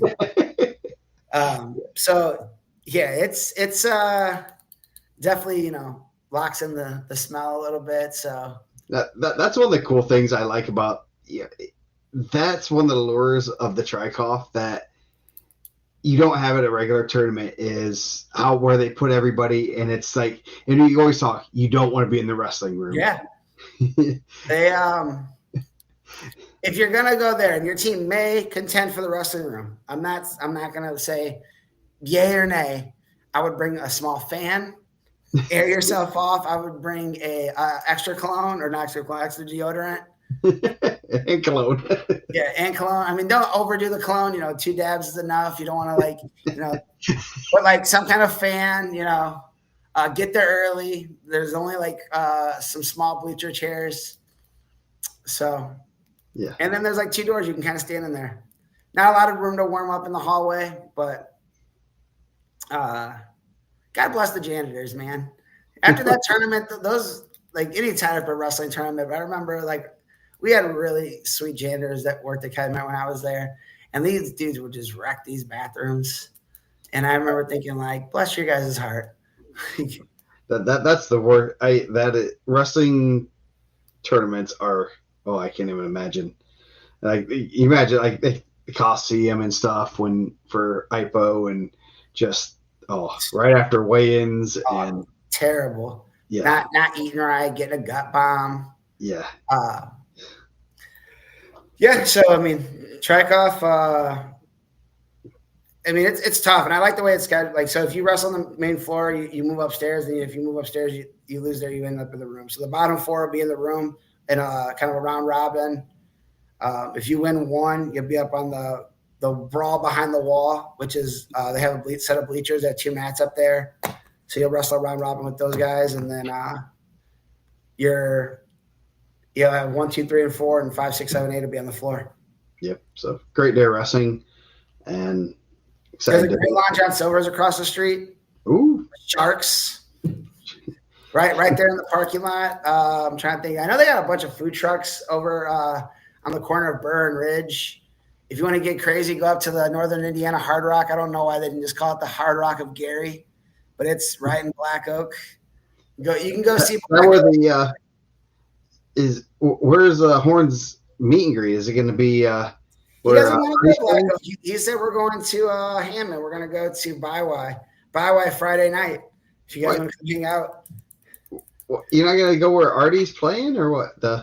Dude, I'm telling you, these guys, they'll get a slice of life. They want to go to Chips from the Tavern. Now it's like Tavern in the Oaks. You want to go see the pre-fight, go Friday night, 3 a.m. You watch them scrap right there on Colfax and 25th Ave. You'll take Horn to your neighborhood. Like, you ain't in Rochester anymore, Horn. He told me I should come out there. He said it's a nice little lake town. I said, cool, we got a lake too, bro. We want to come see it. Like, it's different, man. It's a different world. It's nice though. Yeah, if you guys want to go see Artie Fowler, he's at Tavern on the Oaks. I mean, I wouldn't go there, but if I would, because I'm from there. Like, I know the people there. They're not as welcoming to the outsiders. Dude, hey, Joe's not wrong. Hey, you guys go get your Squeegee's Pizza in Griffith. There's a lot of good region food. So we didn't even speak about that. Do you have community service for not? I do, man. I gotta have to eat all these pizzas all over again. Yeah, there's a Long John's across. I mean, I wouldn't go to Long John Silver's if you're there. Mr. Goodies is right there. They got pretty good ribs and gyros and stuff. It's a gyro shop. Griffith has a really nice downtown. They have a lot of breweries and stuff. Trying to think where I would send people. Maybe go down by like Highland, if Klein Avenue and stuff. There's a bunch of stuff over there you can eat. Yeah, there's a lot of good food in the region area. I know it's diverse. My family there, so we go there, and it's not mom and pops types. Or it's mom and pops type places. It's not chain restaurants. Yeah, when you want to here, you can go get your little slice of life, man. You want to go get crazy? You can go to Highland off 45th and get you a Romano's ham hoagie if you like mayonnaise. You like mayonnaise, tomatoes, ham, and cheese. That's a real low key good shit back. I'm sure we got a bunch of region people in here. Trying to think what else is over there. I mean, honestly, I haven't been there in a while. I stopped at my parents' house probably about a month ago, but they give me the business when I go over there a little bit. And I sold out. Nice.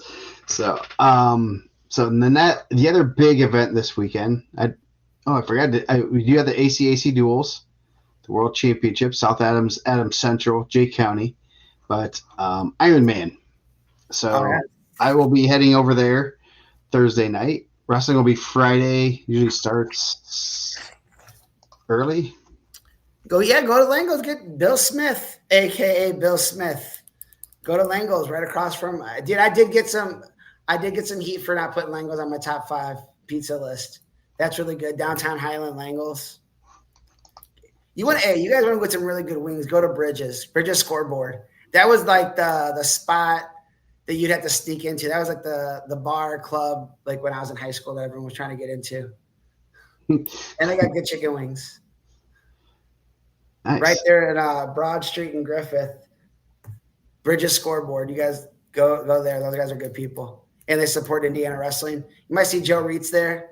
The Reitz family. I know they used to be a Bridges Scoreboard people. So unless they had a falling out, then don't go. Yes. So Ironman, 9:30 a.m. on Friday. Ooh, man, I thought they usually started a little bit later. So they will wrestle through the quarterfinals, top 12. So it'll be a long day, intense. Saturday, it starts at 8:30. Ooh, man. Really? That's early. I knew Saturday was early. Yeah. So I guess I'm glad I'm getting over there Thursday night. Bill Smith knows about Griffith. He'll give you guys a tour. I don't know where Griffith's wrestling at that weekend, but he knows a little about region food. Yep. So Ironman again. Brownsburg is taking pretty much their full team. Let's see. Their teams from Indiana. I assume Avon has Bridge, Gels, and Rio.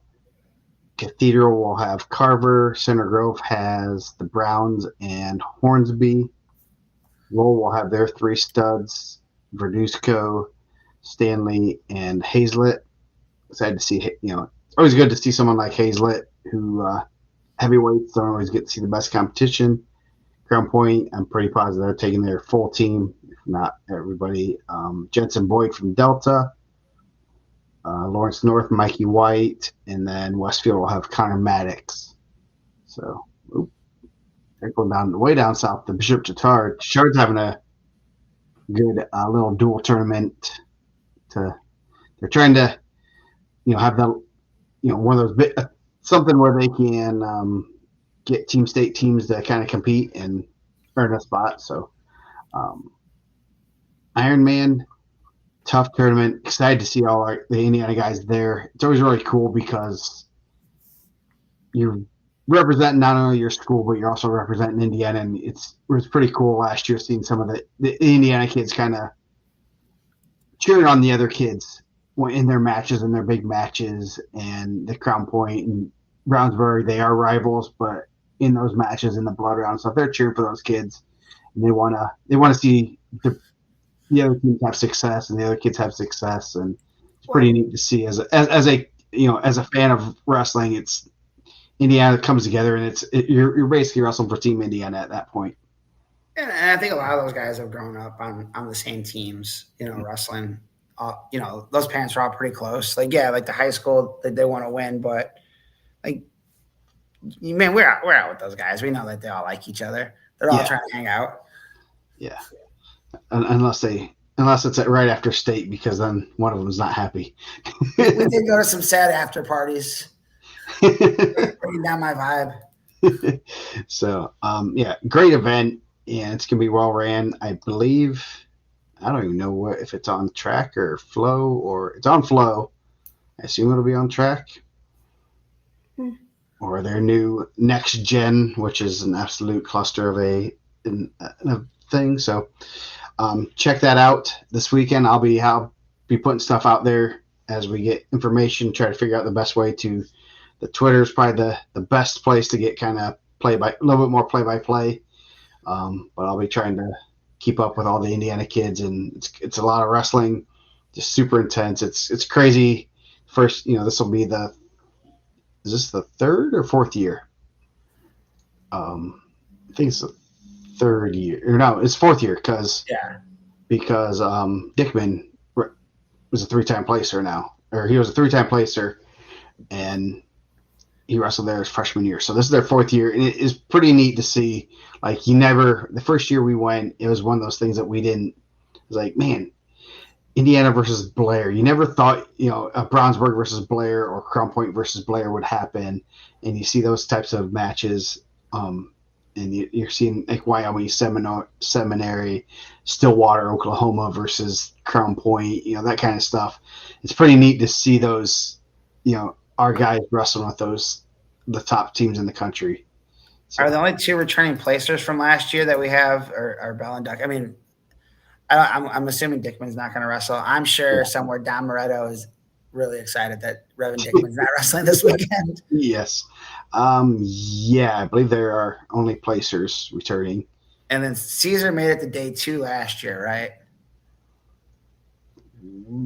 I think he lost in the blood round. So, we had a real good year last year as far as, placers and stuff. I think the first year we did pretty well too. Yeah.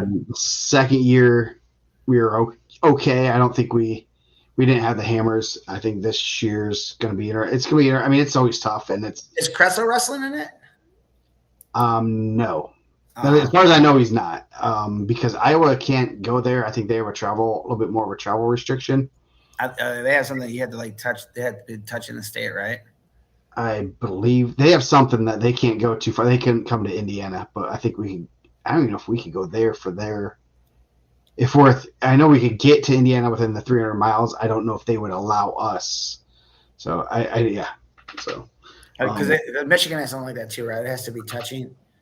Yes, it has to be touching Michigan, so they can go pretty. Yeah. So, Pat, the current travel restrictions are 300 miles from any border you can travel to participate in an event, and they lifted the part. There's no limit on who you can wrestle at those events. There used to be a rule up until about 4 years ago where all the teams at the event had to be within that 300-mile radius too. So you have it's from any border. So since you're from Mishawaka area, you could go 300 miles south of Evansville, which you can get into Alabama. You get all of Kentucky, all of Tennessee. You get into Alabama. I think you can even get into Georgia if you're through the right border. But so you can get a pretty good swath of area to travel to. And the biggest thing is they lifted that restriction on the opponents, and that opened up Ironman. Yeah. I think there's been some other events where some Indiana teams have gone to where they haven't had to worry about that kind of stuff anymore. So it's pretty cool, and glad that first year that the Ironman let Brownsburg and Crown Point in, and should be fun to see Indiana kids here this year again. Yeah. I think Indiana could have a handful of placers. I think we have some guys that are going to be right in that mix, right? Yep. Oh, yeah. It's going to be, I mean, obviously, you would assume Bell and Ducking, 2 returning guys that were in the semis last year. Yeah. See, the team my guess, you're going to have, you have Maddox. Maddox is, a Super 32 placer. Yeah. You have Ducking, who was a placer there last year. Daniel Brown's right in that mix. Case Bell, Verduzco is right in the, he's right there. Carver's, those are going to be hammer weight classes. So, Carver's wrestling at that level. He belongs there, and he's gonna just won Tulsa, right? Yeah, he's gonna win some matches. You're going to be in the toughest. Those are going to be some of the toughest weight classes. You got Don Brown, Colin Strayer at 26. Rio, he's had a ton of national success. Stanley's had national success. Gels is really, really good. I think he's right there. Braylon Reynolds, obviously you're going to have Clinton Shepard there. Shepard's, and then you have Hornsby, who's a Fargo. So you're going to have Hornsby, Reynolds, and Shepard all at one weight class, so that'll be fun. Yeah, that's pretty good. The Hazlett obviously would be in the mix. Mikey White would be in the mix. Salas would be in the mix.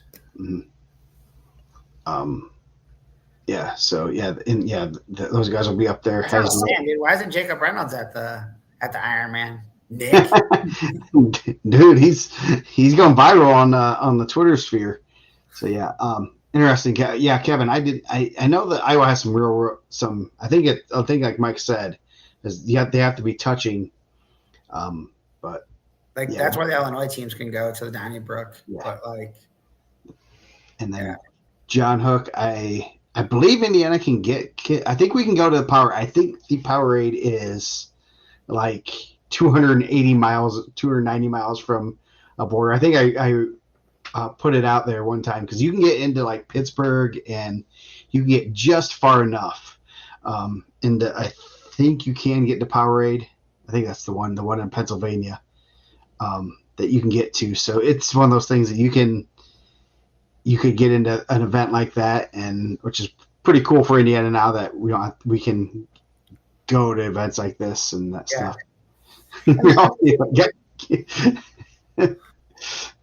And I think this is like one of the really cool things, and it's cool that more teams are jumping on that. Mm-hmm. Like that, they're sending individuals or a couple guys, and I know we talked about it a little bit last week. I know some guys are going for the experience, but I think it's good that we're gonna be well represented, right? Yep. Yeah, and a good cross section. We got some good big guys, some good little guys.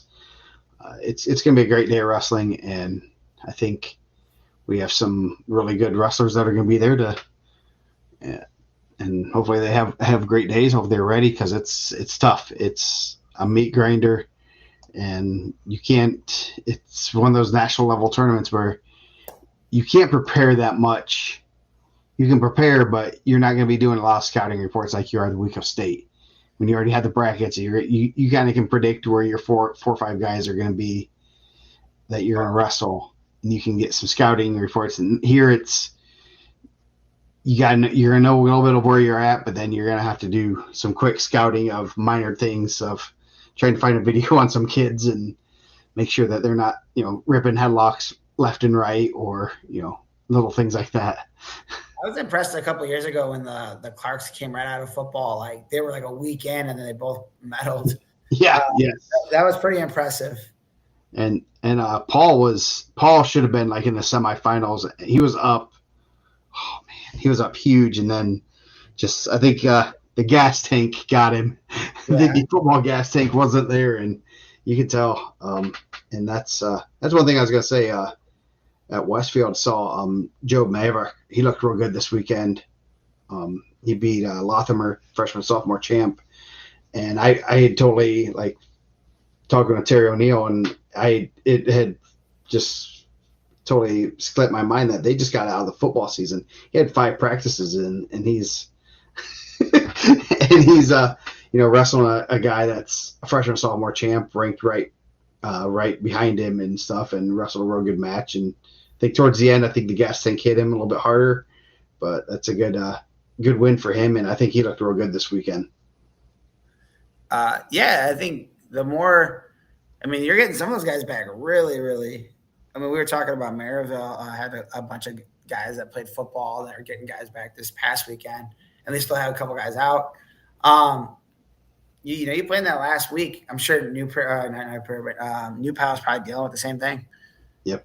Yeah, they have some good. They have a lot of guys playing football, and so you're gonna start seeing some of those guys coming back. But it's gonna take a couple weeks to get recharged and get back in it. So. Yeah, I think that's like what they said. Like this would always be like Cathedral's first weekend, where their football guys would be close to being in shape from the Trikoff. Yeah.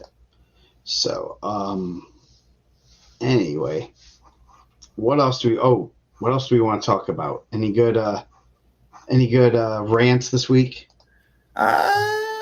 I would appreciate if more people put their results in and not just put information and then acted like I should have known. Yes. Even if that's the case, you don't want to put your whole result in. Like, don't be upset about the result you're not giving me when it's not reflected in the rankings. Yeah. And that's the thing. It's like, don't do that. Well, the best Polish in the region, Home Depot, bro. Mike's not touching ranking region food for at least 365 days. Man, that's kind of a joke, but it's kind of not a joke. The Polish at Home Depot, you walk in there, man, They get me every time. It's like the smell comes and gets you in the nose and takes you over there. The Home Depot. I've never had a Polish sausage from Home Depot. Are you even living, man? Come on. No, I do have to go to Home Depot if you want a parents square parent corner, I guess, story from this weekend. So Saturday night, trying to get, if anyone has kids, you tell them to go to bed. They usually just, okay, I'll go into bed. They don't procrastinate. They don't try to do everything else. So that's a little sarcasm. So tell my son to go to bed because he has to wrestle in the morning, and he goes to the bathroom and he goes to get out of the bathroom and the door's not opening. And we're thinking he's just messing around. Come on, just unlock it. It's not opening. I'm trying it. He's trying it. The handle's moving, everything. Nothing's happening. So we're trying to figure out ways to get, how do you get him out of there? I'm like trying to, I'm not from the region, so I don't know. I'm not good at picking locks with the credit card, You didn't call your wife in? She's from the classier area in the region. What? Where's she from? She's from Cal City. Don't lie. Don't lie to the people. Well, she must have got she went to Marion Catholic. Or Marion's, yeah. So she didn't get that the real region education. I think that's a hood in it too, man. Like I think Cal City. And someone tried to tell me Cal City was more hood than Gary one time. Yeah. So. And I don't know why. Like I had some friends that were like really offended by that. Like that they were like, "We're way trashier than Cal City, bro. Let's jump this dude." You offended someone by saying that. That's good. So yeah, so I'm trying to figure out the way. It's like, okay, we're gonna have to have him unscrew the lock so we can get it open. And so we're there's a little bit enough room that I was able to get a bit, like a drill bit and and some pliers underneath there, so he was able to do it. And we finally got him out. And up the lock thing, the part in the lock had like broken. So you even when you're moving the handle, it wasn't opening the lock. You could just like peel the like molding off and just like slip a screwdriver in there. Well, I didn't want to destroy my molding and everything, so I spent the least trade. We live in a nice neighborhood. Come on, Victory Bay is a nice place. You've been here, dude. I just dealt with that. My water heater went out. I guess the like gas control meter went out. Oh man, it was bad. I was down there working on this thing, like trying everything, and then I caved in and called the plumber. And but man, $7,000 later, and it was like $600, but yeah, that's still enough. And man, but dude, you ever taken a shower so cold it like made your head hurt? A few times, yes. It was terrible, especially in the winter. That's even worse. Dude, I was so sad. Yeah, I almost got a gym membership just to take a shower right here at any time. Do the 7-day trial. Yeah. Yeah. So yeah, it took about an hour we got him out. And he was like, I don't want to die in here. I'm like, you're fine. You have water. You have a restroom. There's a lot worse places you could be locked in. So, just keep the door down like the police. Yeah. Yes. Again, try not to do $5,000 worth of damage for a lock. I'm sure one of these guys in there could come fix a door for you. And I think I know a couple people that could. So, yeah. So that's a fun adventure Saturday night when you're trying to get your kid to relax and go to bed. So, I do have a question. Oh, I'm going to pose this in the chat. Talk to someone about this one tournament coming up actually it's in January this year, the Al Smith. And I know we've talked about this before. Maybe, I don't know, should we? Yeah, we'll talk about it now. We got time. Should the Al Smith have out-of-state teams? It's one of the things I know we've talked about like offline before and stuff, and it's one of those things that it always comes up, and it's like, man, they did fill in that last spot from what I gathered today. So no spot, Concord, I believe. Oh, we said that. Yeah. So it's Concord.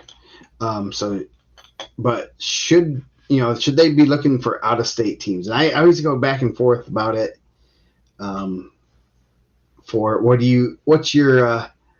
So we do have I believe Pat Day's helping out this year, so we'll see what he thinks. But I think if we're gonna, I don't want to just add one. Like I think that if you just add one out of state team, it's like weird, right? Like I think if you're gonna add out of state teams, I think add like four out of state teams. But like I think it's. I mean, I don't know. I'm not trying to kill my guys at the Harvest Classic, but I think it's like you got Brother Rice in there, and they're like one. Like you couldn't find one Indiana team. Like it's not like Brother Rice is bringing 100 or 14 hammers. Yeah. I don't know. I like that it's an all Indiana tournament, I guess. Mm-hmm. And I like that it's like some of the best of Indiana. I do feel like you should probably rotate the bottom part of that out like every couple of years. If I'm a very strong proponent of if you're not bringing 10 wrestlers, like you probably don't, unless you're like bringing like 10, like 8, like absolute monsters. But like they should probably rotate those guys out on the bottom part of it. Like they're not doing themselves any favors. I know they like being part of the show, but also if you're not making guys day 2 and back-to-back years or 3 years in a row, you should probably change your schedule up. And it's not saying you can't be in there forever, but I don't know. I like that's an all Indiana tournament. Yeah, I think if they do bring in out of state teams, it would you definitely vet them, make sure they're the solid teams that are bringing in 7 to 10 pretty solid state level kids, to match what the quality that's already there. And then on top of that, I always want to make sure that you're getting the Indiana teams that want to be there. And I look at teams like a Prairie Heights, that they go in waves of. They're not going to bring 14 hammers. They're going to bring 3 to 5 really solid kids. The other kids that wrestle, they're not going to be easy outs when you wrestle them. That's not a kid you want to draw in the consolations, because they're going to try to throw you and punch you in the face, and in a good way. But they're a tough team, so you never want to wrestle. But Prairie Heights, that's one of their premier events. They're always going to bring solid kids. They're always going to have contenders. I don't want to push a team like that out, unless they haven't, like you said, unless they haven't had a placer for 2-3 years and the cupboard's not looking very good. Then but at the same time, I think as long as you're not pushing those teams out, and you're looking at like the Indiana teams that want to, if the Indiana team wants to be there, I think they should almost get a little bit more priority. I think it's such a good event. Honestly, it's a 2-day. Like you're getting a ton of good matches. The Wrestleback's nasty. It's so good. Mm-hmm. Like I'd like to see more areas of Indiana represented, if that makes sense. Yeah, I would like to. Like I always say this about the Tri-Coff. Like I wish that like we would invite. I have nothing to do with the inviting. I have nothing to do with the seating. Mike Morgan just found out me and Dane aren't seating it.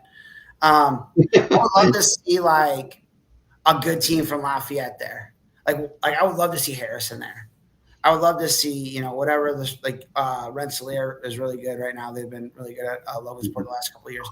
Like someone from down in the Evansville area, which I think is criminally underrated. Not criminally underrated. Like I guess I did the rankings. That'd be on me. But we don't get to see them enough, right? Like I would like to see, like I know everyone knows Mater Dei, but like another strong team from that area. Like the years Tell City had all these good guys. Like I would love to see those guys come up. I think they represent those areas. They grab from the areas right now. It's like the South Bend area and some of the region. And now like they're kind of going into Fort Wayne a little bit with Garrett and Homestead, and Carroll was there for a while. Snyder was there, but like now that like North Indy's there, I think like pulling some of the areas where you have some really strong individuals and bringing those guys in, and some areas that are not represented normally, like a Floyd Central would be cool, because they have an area that I guess Columbus East is in there from there, but from that area, but like down in that Evansville corner, like the Lafayette area, whoever's the strongest Lafayette team. And I think it would be good for not only for Lafayette, but for South Bend, because you're going to see some of those guys at the semi-state. Yep. Yeah, I agree with that. I think I mean, definitely for us, for me and you, we don't see a lot in the South. So I always liked it when like Princeton was there. Princeton always had some solid kids. And Drake Stein Yep. was really good, and it was like one of those things like, oh yeah, you get to see someone like him go up against all those studs. So that's always neat to see. Definitely would, obviously like a Floyd or some other teams from down there in that area. You have a few. You have Bloomington South. You have Center Grove. Yes. Totally consider them a southern team. You have, like you said, Columbus East, but just a few more, maybe a few more from the Fort Wayne area. So it'll be interesting to see how it continues to evolve. I assume Benji's gonna continue to try to evolve, the event, and I think Steve did a great job with it. And just it's tough, and it's a great 2 days of wrestling. Mm-hmm. And it's been the premier event in Indiana for 30, 40 years, and it continues to be that. And I think it's the past 5 years, it's really jumped up a couple notches. I always feel like it's like one of those things, and now like Fort Wayne's represented well, and Indy's kind of represented well. But it used to be like I felt like there was a strong like region, like and a strong like South Bend. And it would like be one of those things that you're kind of getting some of those semi-state matchups before you get down there, because you'd have Penn and Mishawaka and the South Bend schools when they were still pretty strong, mm-hmm. And then you would have the Valposts and the Hobarts, and Portage wasn't there then. Portage used to be at Northmount with us. But I always thought that was East Chicago, when East Chicago was really good. They had the Maldonados.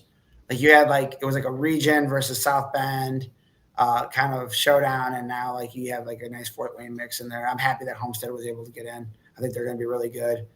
I think like obviously Center Grove does a really good job. They've been good for years, but I think with I don't know, like I always feel like give me the best team in those areas of the quadrants of the state, and then I'm going to see those guys in there. Bring 16 regional champions. That's what you need. Yeah, honestly, I mean, you bring 16 regional champions and fill in.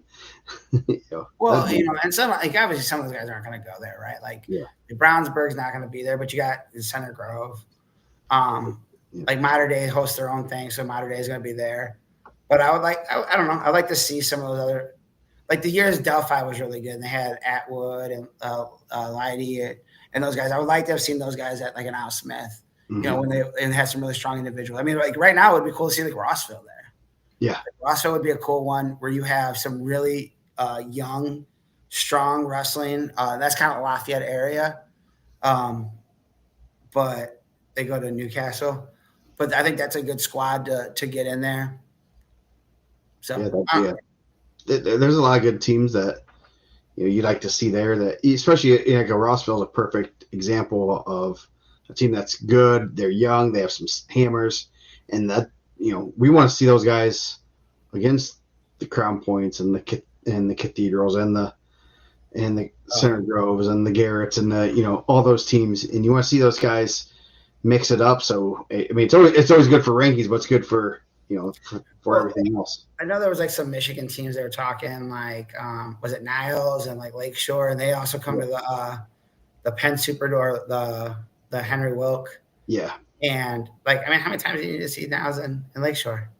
Yeah. Like, I mean, like, not to be like disrespectful, but I watched like Lowell and Detroit Central Catholic and who was the other Michigan's team come to Carnahan last year and get throttled a little bit. Yeah. Yeah. That's the biggest thing is vetting the out of state teams, especially the ones that obviously we know who like some of the bigger programs are, and some of those teams don't take those events that seriously. Some of the Michigan teams, I know with the Carnahan, they didn't, like, oh yeah, they have some hammers, and then they only bring like Davison pulled out a couple of years. Like they were like, oh yeah, we're bringing all these guys, and then like oh, you know what, like we can't do it. Something came up, we're not going to be able to go, and it's like, and it's not like it's like a lack of talent, because I think the last year they were invited was the year Bassett and all those guys were there. Yeah, or it was like Shepard and Bassett like in the quarters. Yeah, so it's just an interesting thing. I know, it's going to evolve as as it should, and things will, it's going to be a fun weekend. Obviously, we have a lot more before that, but it's something I kind of thought about talking to some of the, getting some things ironed out for the Al Smith today. So as a heads up for those interested. So it's going to be here way sooner than I want it to be. I don't think it's going to be a busy few weeks.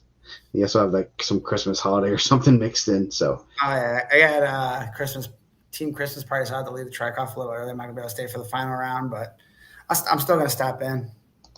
Nice. So I stop into the Travis Horn meet and greet at the Biowye Brewery on Friday night. Coming back from my daughter has a college visit, my younger daughter, and then practice with the team, and we're gonna come there. I'm gonna have some beers with those guys, reminisce about how he eliminated me from the semi-state as a junior. I often thought about this because Travis had a really good senior year. He got lost in overtime at the regional, and then he draws into Eric Keith, who ended up being the state champ that year. And everyone's like, "Man, Travis got a really bad draw." And I was like, "I had to wrestle Travis first, and if I would have Travis, I'd had Eric Keith. Well, how's my draw not the worst?" Yes, nice. So rankings. Let's see. Share my screen. We're doing top 5. Let me go back to my ranking page. I wrote some stuff down today. Oh man, you got prepared. Rex will be proud of you. I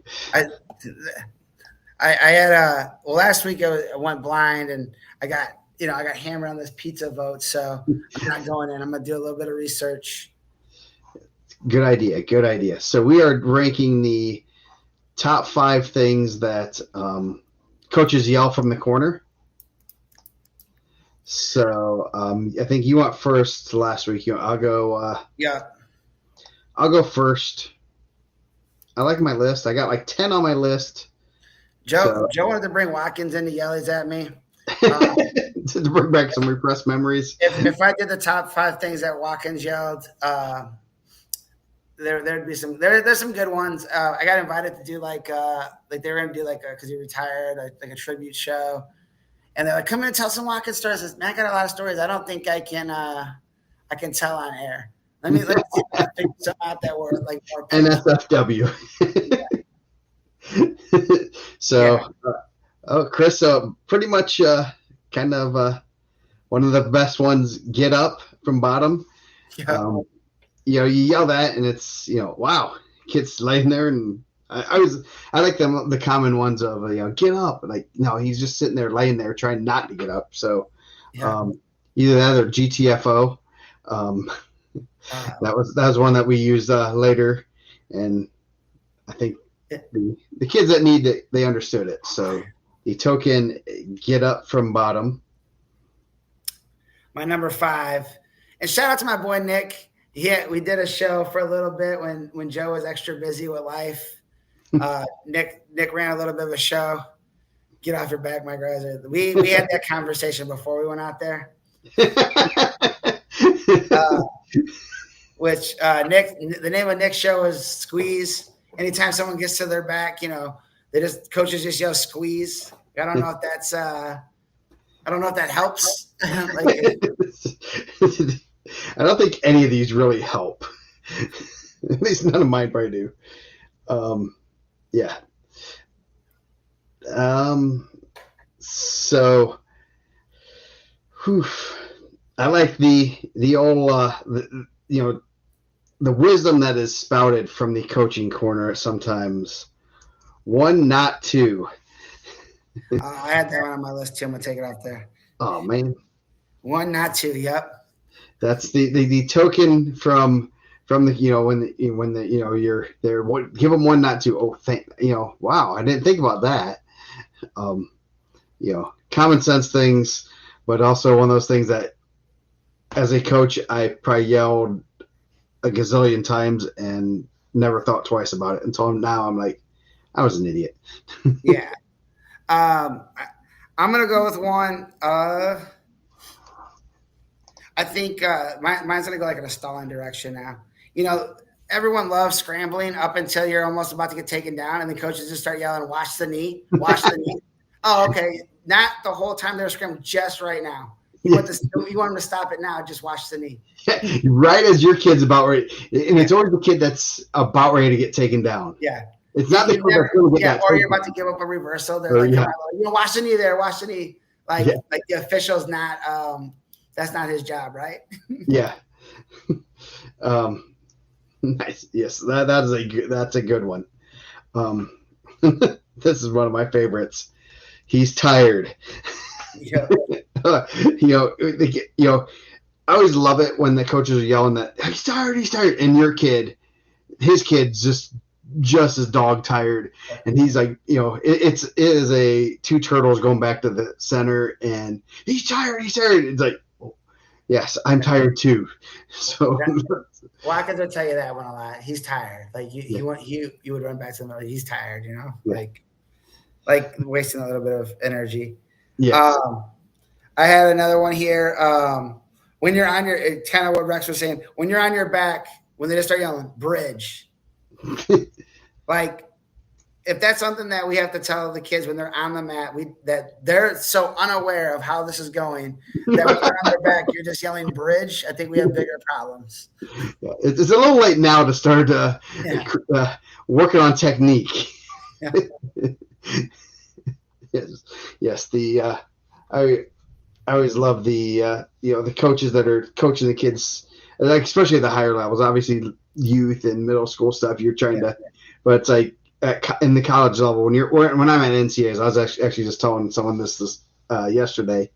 You're at NCAAs. I'm Matt side. I'm hearing what these coaches are saying, and some of these coaches are coaching through.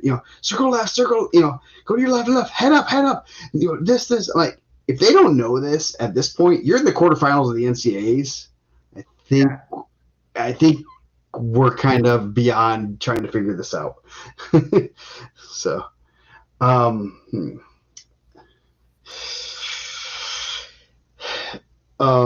this is a good one. I got two. This one's the last one's kind of a personal one. I've yelled multiple times, but this one's like, don't let him do that.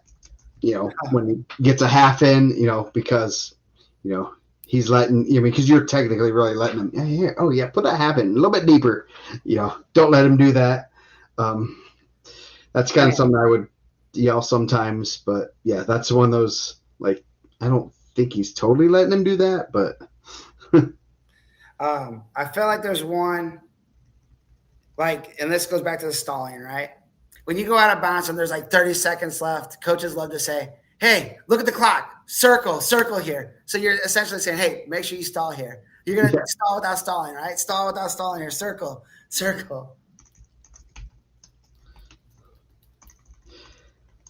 I feel like there's, you know what? Like, we don't have a top 5 things I don't like that officials do. I hate that 5 seconds left, stall warning. Come on.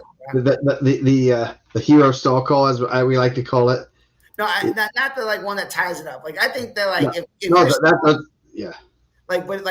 hey, you've been stalling for the entire third period, and everyone's yelling for you to stall, and then there's 5 seconds left. You're like, you know what? He is stalling. Let's give him a warning here.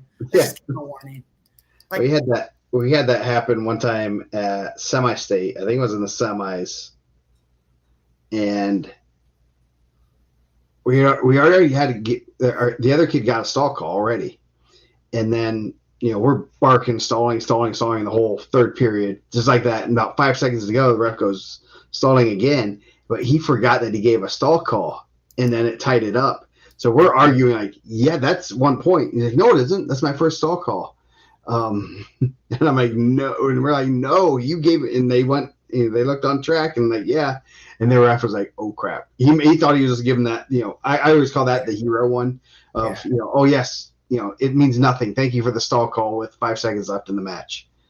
So my last one, I remember I yelled this way too many times, but one of the times I was yelling at a kid, and ref was, I think a ref about swallowed his whistle when he heard it because he busts out laughing. I was telling him, circle left, and he went right. So I go, no, your other left.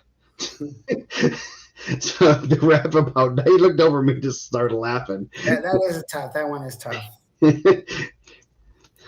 So I think that the ref after the match, he's like, I couldn't hold it in there.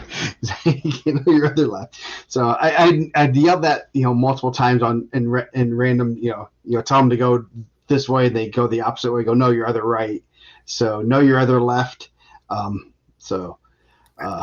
Yeah, that was actually one of my classic ones. Trying to help kids get in position and they go the opposite way. I have my one, but I have a couple other ones that like we didn't hit on, and I was trying to leave them. Don't reach back. They love the don't reach back. I had that one on my list. I had squeeze also. I did remove that one. The other one I thought we were gonna get was half. Anytime someone's there, half. Half. Yes. I like it when parents are in the stands when you're in there and they just start saying like, get mad. Get mad. Like, I don't know what that means. Like, he's like, if he's get mad, he's going to be better. Get mad. Get mad. Like, all right. Yeah. I think when they're counting, when coaches like start counting anytime like there's a situation and they just start counting to the official, I think that's always weird. Like the official forgot how to count to 5. And then they go past that, Yeah. And then my number one that I always feel like coaches say, and I'll give you one in Rex kind of. Watkins, if you were backing up, if you were tired, he would let them know that you're tired also. He would say, hey, you're tired. You're stalling. You're stalling. It's like, hey, man, their coach is saying I'm stalling. You're saying I'm stalling. So he didn't say that to me a lot, honestly. I didn't. Like, I was too stupid to stall. I wish I knew how to stall better. No, not that one. That's not my number one. My number one is that's not it. Oh. No, that was a Jim Watkins special. Okay. When they say wrestle, like when you're on the line, they just say wrestle 3 times. Like I don't know why. Yeah. Like they love to just say like everybody, like wrestle here, wrestle. Like what are they gonna do? Like, match? I gotta tell you, yeah, we don't show that. Like do moves at work. Do moves that work. We don't even show that. Yes, that is it. I also had free move. A lot of locked hands. Yeah. We need to get an official on and do a top 5 of what do you get called to the table for the most. Oh, jeez. Yeah, that'd be fun. Yeah, he's tired. He's tired. Stalling. Oh, where are your hips at? Same place they have been. I was thinking this during the I think it was Iowa State duel. And I know it happens way more in high school. I feel like the second time in a match that you go to the table to question something, I feel like the other wrestler should get the choice.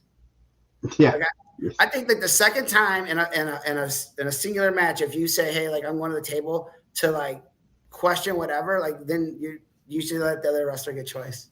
I don't like it when coaches call injury time for kids. Like I think you see that way too often.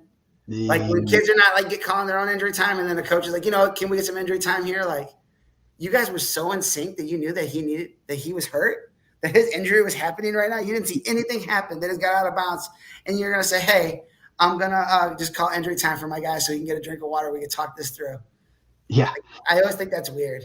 I know my Maryville guys got some hurt feelings on that one. I know that's a sensitive topic from about 7 to 10 years ago. They weren't happy about that. Go out of bounds. Coach calls injury time. Not even talking to the kid. Hey, that's that sixth sense. But yeah, that's a good one. Some of these people you got to shoot. I love I was sitting up in the stands and you just hear the random things that parents yell, and it's like Granby, they're neutral. When they yell a random move that like they have no reason doing in that position, and it's like, okay, just relax. They're not going to hear you. Number one. Number two, your yelling's not helping anything. I feel like Portage used to do a really good job before Ed, and Ed did too. But Larry Tharp used to get his crowd going. Like he'd be quick to call stuff. Bro, they were quick. I think Riley is a really good coach. I think Refill Central is going to be really good for them. But in that Hawkins and Donald Bowie match last year at the Al Smith, what was that? Was that the quarters or the semis? That was the semis, right? Semis, yeah. And dude, in the first 15 seconds of the match, they were calling stalling. They were like hand up, stalling. I'm like, man, I don't doubt that he wasn't trying to attack right there, but neither guy was really attacking, right? It's not like you were just firing off shots, but they got that stall call. But man, you get that crowd behind them, and then you get everyone there. I feel like sometimes you can't sway a stall call there. Yeah, that was a rowdy match. It was. So yeah, the weekend for Donald Bowie. Yeah, I can't wait to put this one. I think we'll get some good comments on this. I love the good comments. We don't even show that. Yes, that one I think I've said. Fix your face. I told some of the girls that. I know I've heard other coaches say that. I'm gonna try to use some of these when my son's wrestling. See if he shake his hand. Dude, I've seen that before. Man, I remember one time a kid lost. It wasn't anyone from our team. It wasn't my coaches. A kid lost, and they took his clothes and just kind of tossed him to the side. And I remember thinking, dang, bro, dude just lost, and now he's getting this. They're not even gonna hold his stuff for him. They just tossed it off the edge. I've heard coaches tell people you deserve to lose. So, I mean, the closer you get to the mat, you hear some wild stuff, man. You really do hear some wild. You hear some things that and you sit in the crowd, you hear parents. Parents don't know. They don't really know better all the time. They just yell random stuff. Yes. Yeah. It is one of the hardest things. And I've, trying to explain to my wife a little bit more, trying to make it, she understands wrestling and everything, but it's you're literally sending your kid out there for a legalized street fight and you can't do anything about it. Man. I mean, and that's what you're doing. And then now you have girls wrestling where you're sending your baby girl out there for a legalized street fight and you can't do it. You're literally saying, hey, little princess, I remember you used to play princesses 8 years ago. Go fight this other girl. I mean, that's what you're basically telling them to do. Yeah. If you put it as simple as possible, they're going for a legalized street fight. There's no punching, no kicking, but you're trying to beat the other, inflict legalized discomfort and pin the person against their will. I just assume that my parents don't love me. They're like, this kid's out of control. Let's send him out there so the other kids can whoop him. Then when you won, you're like, oh, they're like, oh, crap. Nah, man, that was 50-50. That, but yeah. No, and it's tough, right? My girl doesn't have any desire to wrestle, so but I mean that's anything. You love your kids, man. You don't want to see them fail in anything. It doesn't matter if it's wrestling, if it's football, if it's anything. But man, it's just one of those things. I don't know. I mean, Rex said it a little bit further down. I don't know. I didn't ever really hear anything out there like that. I mean, I never heard anything very clear, and I probably had I'll tell you, we had probably the loudest coach. Yes. Jim Watkins, sometimes that mic would go out, and he'd just be like, "I'm just going to talk." And he's got a pretty booming voice. You definitely knew. Though, there was one that I did leave off the list, and it's not like a match thing, but when they tell you to step on the scale on Monday, hey, everyone on the scale, that's your heart drops. You know that you just ruined it. You just killed the day for your boys. All your friends know, and their eyes shoot right over to you, and you know. I know some of my former wrestlers know that I didn't even have to say much. We'd check weights, and I didn't have to say much because usually the ones that I knew were going to be not where they should be, they just got to look, and it was. We had Sean Begley, who, New York guy, real big dude. He helped out Crown Point a little bit. Wrestled the Citadel and Watkins, and those guys, you knew there's someone that's going to step on that scale, and they're going to tell you. And I don't cuss a lot on the show, but they're going to thank you for letting everyone have an ass beater that day. You know that it's going to be a hard practice, and you know whose fault it was, or several people. But when they say, "Hey, everyone on the scale," you're like, outlet. This sucks. You're like, please someone be higher than me. Please someone be higher than 10. You don't want to be this kid. You probably already knew the 2 or 3 culprits that you knew who the guys were. Oh yeah, you're like, and it's the dude that like steps on, just steps right off. Like he already knows. Like, hey, you step on, step right off. Like, hey, I'm 10. Don't worry about it. the Calumet scale. Man, taking names. Dude, like it probably broke more people during practice. I'm telling you, you would have to go down there, and it was tough, man. Like you would know, like that was the one. Like I remember there was a time where we would have late days. Like we had a couple of coaches that worked in the union, and we would go 2:30 to 3:30 because we had a lot of guys that if they didn't have that 1 hour of doing homework time, they were going to be ineligible. So like, and sometimes it just turned into like getting roasted and becoming mentally tough, I guess, and messing around. But like a lot of times people were doing street. It was street knowledge. You're getting educated on the street. It was like mental warfare in there, right? And yeah, so that we would have, dude, I'll tell you about Christmas break too. We would have 2:30 to 3:30 study table, and then 3:30 we'd start at 4. We go 4 to 6. So like, and then like at 5:50, you kind of had an idea you're going to be on the line, and if you don't hit that line to like do sprints at 5:50, you're about to go to like 6:30, 6:45. And if you complain, they're just going to like make you go longer. Like I wanted to be like, don't you guys have families? Don't you guys want to go home? On Christmas, you would have to do, and we had again, I don't know how Carol is. I don't know how your guys' education program is. I kind of imagine you have some kids that are struggling with grades. But some kids that like I'm surprised they graduated. I have several teammates that I'm surprised they graduated. Over Christmas, you would have an 8 to 10 practice, then 10 or 11 to noon, you'd have study table. You'd have to stay there and do classwork. And Watkins would send an email out to all of your teachers and say whatever they don't have, even if you're going to give them no credit for it, they'll do it over Christmas break. Nice. And you had to do the second practice after that. So like you were there the whole day. You don't really get a Christmas break. And bless his heart too. He didn't really get a Christmas break either. Yeah. That's a lot of time there. So. Yeah, you didn't get to see the sun a lot. I think that's now we found out that's bad for you, right? You need to get yes. The sun gives you nutrients. Yes. Oh, nice. Yeah. So some great coaching stories.